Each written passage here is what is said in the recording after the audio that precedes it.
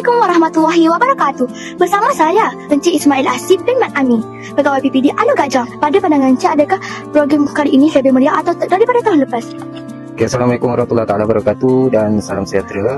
Okay, terima kasih diucapkan kepada TV PSS SK Numan Taha kerana menemu bual saya pada petang ni. Saya tengok program perkhemahan untuk tahun ni, kemeriahan dia sama juga macam tahun lepas. Murid-murid yang menyertai program ini dalam keadaan baik, selamat dan diorang happy ataupun enjoy lah dengan aktiviti-aktiviti yang akan dikenalikan oleh pihak instruktor yang telah dilantik oleh pihak Departemen Air Limau. Okay. Terima kasih YB kerana sudi mengulang dan masa bersama kami.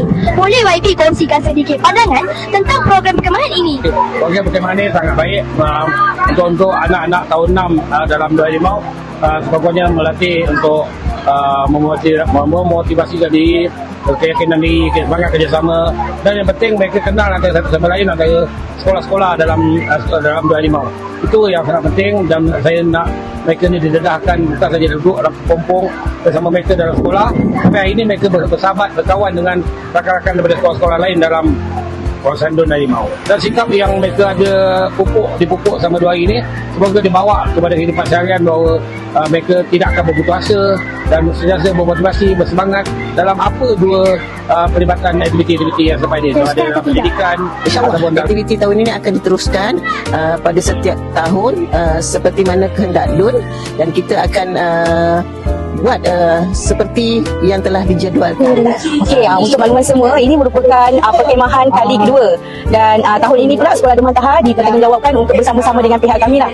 Alhamdulillah, daripada mula kita punya kita punya perancangan sehingga ke hari ini, kerjasama yang diberikan daripada guru-guru dan juga guru-guru pengiring dan juga dengan peserta-peserta amat baik dan sangat menggalakkan. Gembira, teruja dengan dapat pengalaman. Ya, sangat seronok. Saya rasa teruja dapat memasak khemah bersama-sama dengan rakan-rakan. Sangat teruja, happy dan best.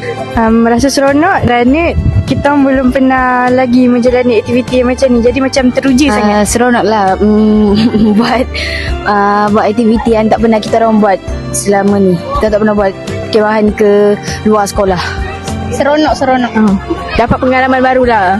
Rasa boleh berdikari, boleh berkenalan dengan kawan-kawan. Perkhemahan ini sangat menarik dan indah. Indah tu ada di hati.